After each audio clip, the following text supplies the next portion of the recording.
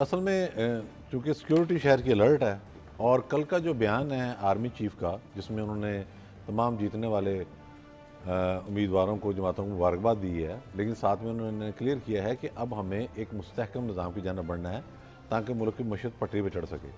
और जो लफ्ज़ इस्तेमाल किया गया है उस प्रेस रिलीज़ में, उसमें उन्होंने ये वाज़े कर दिया है कि इंतशार की अब गुंजाइश नहीं है पाकिस्तान में, है भी नहीं, हकीकत है। वाक़ई भी नहीं है, बिल्कुल ठीक बात। अच्छा, जिनसे आपका वास्ता पड़ा हुआ है, जो ट्रेंड किए गए हैं लोग 2011 से, वो इंतशार के लिए किए गए हैं। वो अपोजिशन में हो तो इंतशार, वो हुकूमत में हो तो फिर इंतशार। तो ये चीज़ों की ज़्यादा इस तरह से अब मिलना मुश्किल है। तो अब नहीं, जैसा यानी पीटीआई ने स्ट्रेटेजिकली एहतजाज मौखर किया या कोई मैसेज बड़ा स्ट्रॉन्ग आया है कि एहतजाज की इजाज़त नहीं होगी? देखिए, ये उनको अंदाज़ा हुआ होगा कि आज एहतजाज किया तो कोई रिएक्शन सख्त आ सकता है अच्छा। और उसके नतीजे में मज़ीद मुकदमात होंगे। पहले ही मफरूर हैं, हमारा तो मफरूर है और मतलूब है। तो उन्होंने फिर यही मुनासिब समझा कि ऐलान करके आज पीछे हटा जाए। और लेकिन ये कह देना कि ये इस चीज़ से बाज आ जाएंगे, ऐसा नहीं है, क्योंकि हमने देख लिया कि मुसलसल ये असेंबली के अंदर हों या असेंबली के बाहर हों, इनकी पॉलिटिक्स ही एजिटेशन की है, दूसरों को तंग करने की है और ये समझते हैं कि इस तरीके के साथ हम जिंदा रह सकते हैं।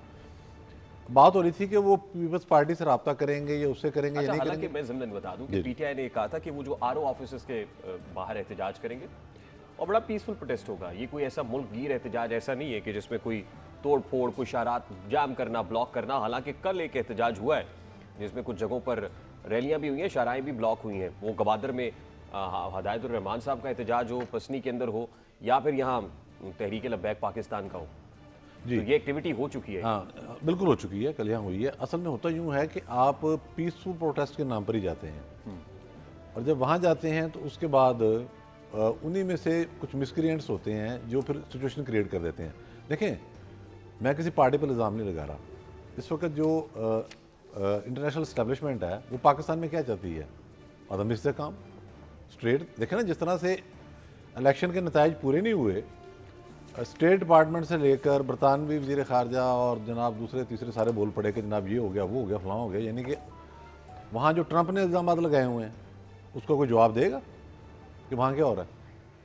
तो वो जिस तरीके से, अच्छा, फिर वो उसमें मैंने कल भी कहा था कि एक बड़ी मुझे तो हैरानी हुई, स्टेट डिपार्टमेंट ने कहा जी आज़ादी इजहार पर पाबंदी लगाई गई। तो मैंने अर्ज़ किया था कि आप छोटे से छोटे चैनल से लेकर बड़े से बड़े चैनल तक उठा के देख लें।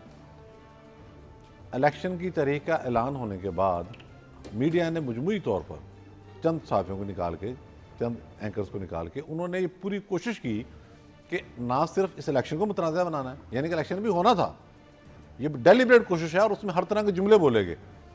ना सिर्फ इलेक्शन को मुतनाज़ा बनाना है बल्कि 9 मई को भी साजिश साबित करना है जो पीटीआई के खिलाफ की गई, यानी कि इससे ज़्यादा लिबर्टी क्या होगी। बाकायदा उन्होंने बैठ कर कहा कि जी ये देखेंगे क्या तरीका है, जी ये कौन कर गया, सिक्योरिटी वाले कहाँ थे, पुलिस कहाँ थी, नहीं, फलां जो कहाँ था। जस्टिफाइड क्रिटिसिज्म था नवीद चौधरी साहब, वो जस्टिफाइड क्रिटिसिज्म करने की इजाजत मिली। And this is pertinent to mention here कि कोई ऐसी रोक टोक नहीं थी, कोई ऐसा कदगन नहीं था मीडिया के ऊपर। अगर इलेक्शन कमीशन ऑफ पाकिस्तान की तरफ से सुस्ती का मुजाहरा या काहली का मुजाहरा किया गया